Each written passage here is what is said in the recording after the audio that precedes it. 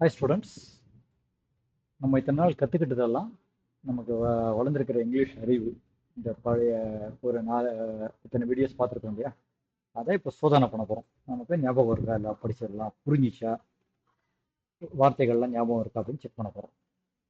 இப்போ இங்கே இருக்கிற தமிழில் இருக்கிறதெல்லாம் படிச்சுட்டு இங்கிலீஷில் அது எப்படி சொல்கிறது அப்படிங்கிறத இங்கே பார்த்தீங்கன்னாக்கா ஒவ்வொன்றுத்துக்கும் ஒரு பிளாங்க் டேஷ் போட்டிருக்கேன். இந்த டேஷில் என்ன வார்த்தை வரணும் அப்படிங்கிறத நீங்கள் இப்போ யோசிக்கணும். இப்போ வீடியோவை பாஸ் பண்ணிவிட்டு எல்லாத்தையும் சொல்லி பாருங்கள். ஒரு தரம் சொல்லி பார்த்துட்டு எழுதி பார்க்குறதோ சொல்லி பார்க்குறதோ எப்படி எது இருந்தாலும் ஓகே. எழுதினாலும் சொல்லி பாருங்கள். பேசுறது ரொம்ப ரொம்ப முக்கியம். ஸோ எழுதி பாருங்கள். ஆனால் எழுதி பார்க்குறீங்களோ இல்லை, கண்டிப்பாக சொல்லி பாருங்கள். ஒவ்வொன்றையும் சொல்லணும். ஓகேவா? இந்த வீடியோ பாஸ் பண்ணிக்கோங்க. பண்ணிவிட்டு நீங்கள் எல்லாம் சொல்லி பாருங்கள். சரி, இப்போது நான் அதுக்கெல்லாம் ஆன்சர் காமிப்பேன்.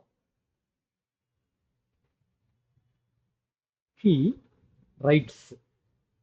இங்கே ஹீ ஒரு ஆளுன்றதுனால வெர்பு பக்கத்தில் எஸ் வரும் நம்ம சொல்லிடணும். ஹீ, ஷீ, இல்லை இட்டு, அதுக்கெல்லாம் ஒரு எஸ் வரும்னு சொல்லிடணும். ஒரு ஆளாக இருக்கிறதுனால. அதனால he writes. She runs. Those chairs. My mother. Her parents. We study. இங்கே பல பேர் இருக்கும். வீனாக்கா நாம், பல பேர்ன்றதால வெர்பு பக்கத்தில் எஸ் வரலாம். பார்த்தீங்கன்னா அவர் talk.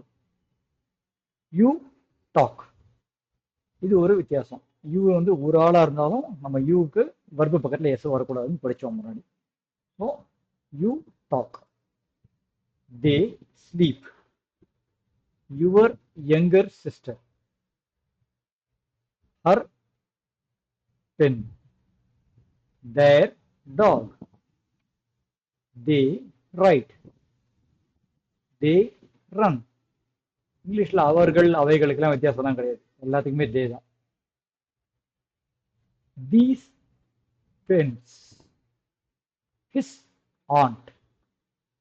Your uncles. You read.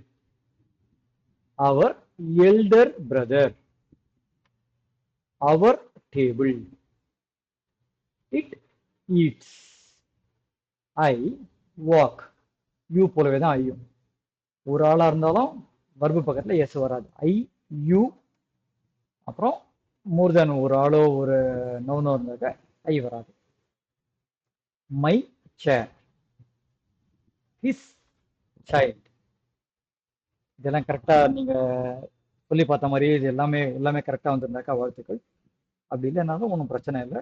இது திருப்பியும் எங்கெல்லாம் தப்பு வருதோ அதெல்லாம் திருப்பி அந்த வீடியோவை இன்னொரு தரம் கேளுங்க. கேட்க கண்டிப்பாக உங்களுக்கு இங்கிலீஷ் வரும். திருப்பி கேட்கறது தான் இங்கிலீஷை பொறுத்தவரை ரொம்ப ரொம்ப முக்கியம். All the best. Keep trying.